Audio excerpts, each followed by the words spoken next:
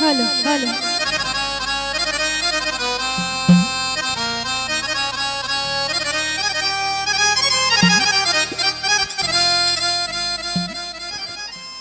बहिया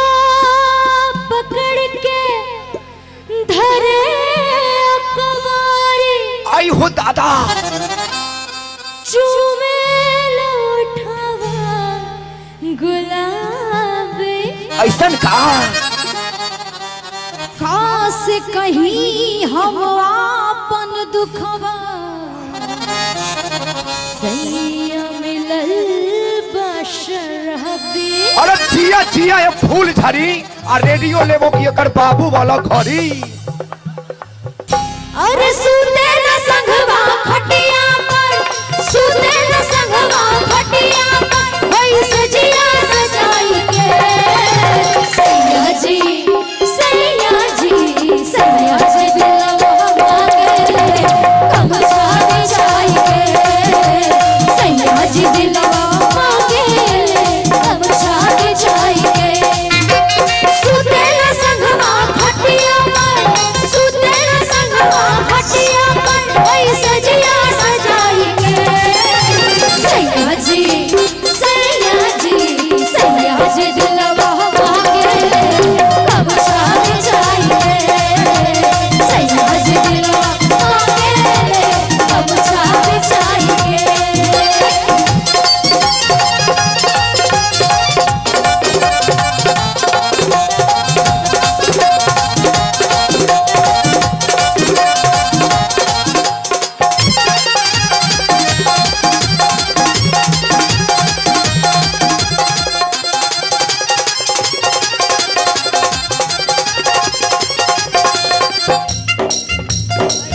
ऐसन जुल्मी से मोर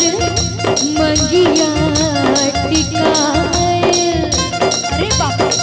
विपत हजार हमरे भाग में लिखाए कबो टोयावे ताए से कबो टोयावे ताए से कबो पटियावे ताए से कबो पटियावे ताए से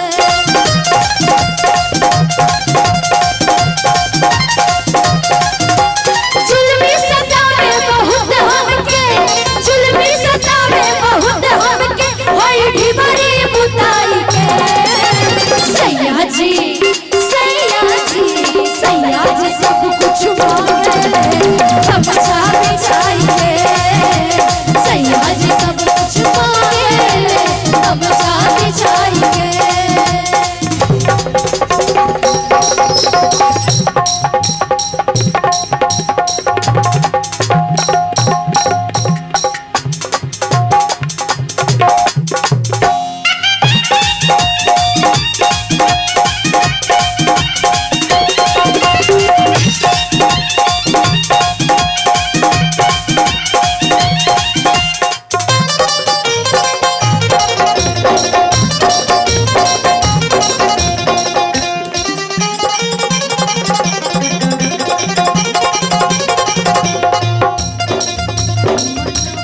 मनवा करेला नाही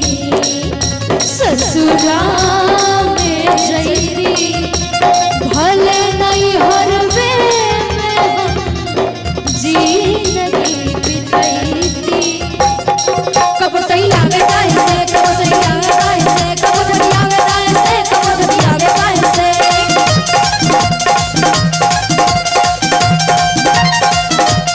बेदर्द लगवा बुलावे हमके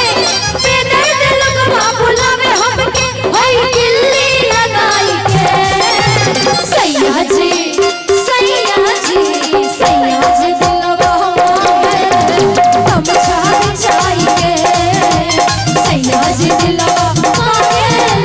कब छावे जाई के सूते न संगवा खटिया पर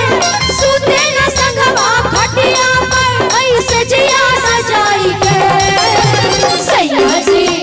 सैया जी सैया जी दिलवा मांगे कब छावे जाई के सैया जी दिलवा मांगे कब छावे जाई के कब छावे जाई के कब छावे जाई